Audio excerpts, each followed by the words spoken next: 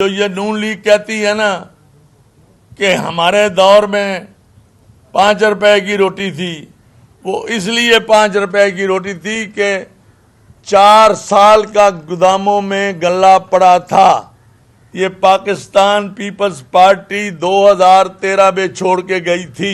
हमारी पार्टी ने, Pakistan peoples party ने 2008 में जब हम आए थे तो लाइनें लगी हुई थी आटे के लिए।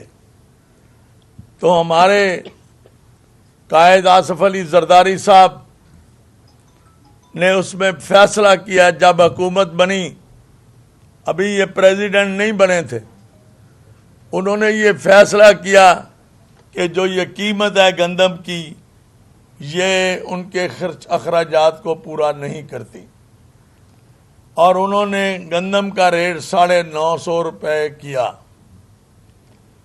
और किसान ने एक बम्पर क्रॉप पैदा की और इतनी गंदम हुई कि जो ये नून लीग कहती है ना कि हमारे दौर में 5 रुपए की रोटी थी, वो इसलिए 5 रुपए की रोटी थी कि 4 साल का गोदामों में गल्ला पड़ा था।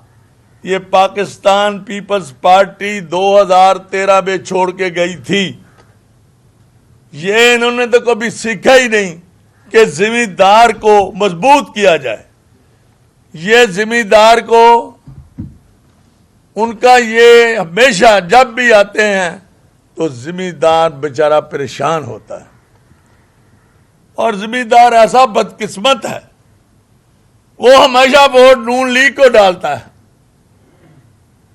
और पैसा कमाता है तो पाकिस्तान पीपल्स पार्टी के दौर में।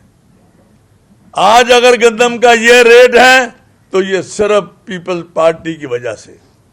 सिंध में उन्होंने रेट किया, वो बैठते हैं, खर्च अखराजात को देखते हैं, फिर रेट मुकर्रर करते हैं। ये उन्होंने 4000 किया और इनके पास पैसे नहीं हैं। तो जरदारी साहब ने कहा, जब आपके पास फॉरेन करेंसी नहीं है तो आप पैसे कहाँ से लाएंगे? आप इनको पैसे दें ताकि ये कुछ आपको करके दें।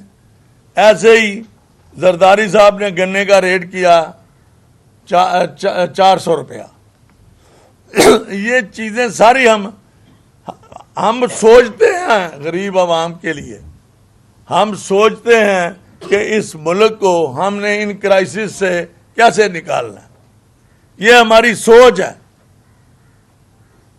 और इसीलिए हमने जब भी आए, हमने तनख्वाहदार तबका और किसान के लिए काम किया और आज भी करते हैं और करते रहेंगे।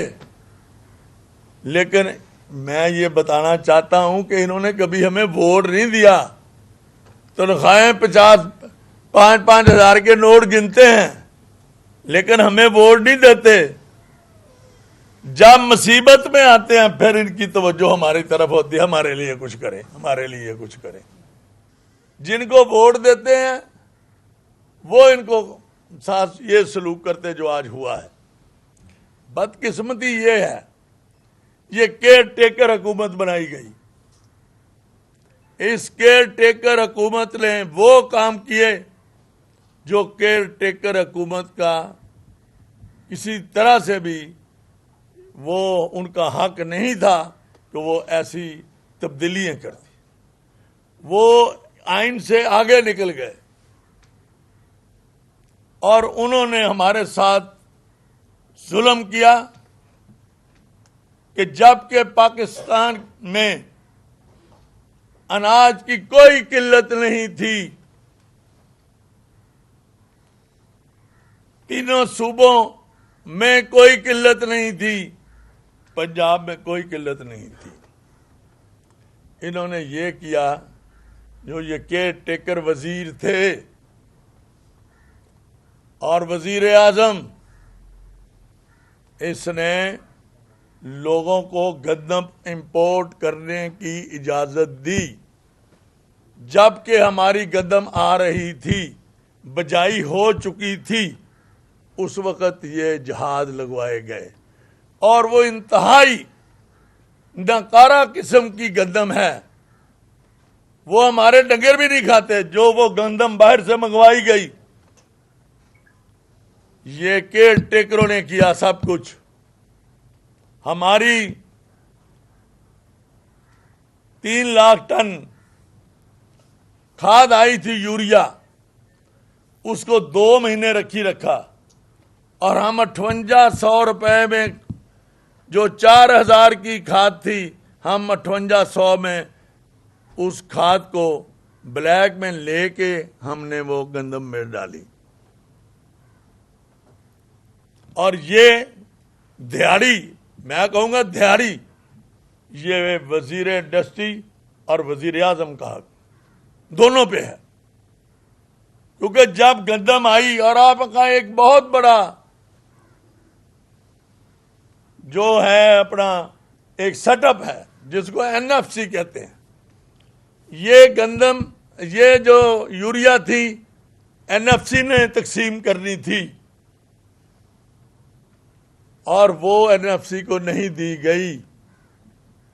वो जो हमें लूट रहे हैं सरमायादार, सारी फैक्ट्री यूरिया की जो हमें लूट रही हैं, ये 3 लाख खाद उनको दे दी गई।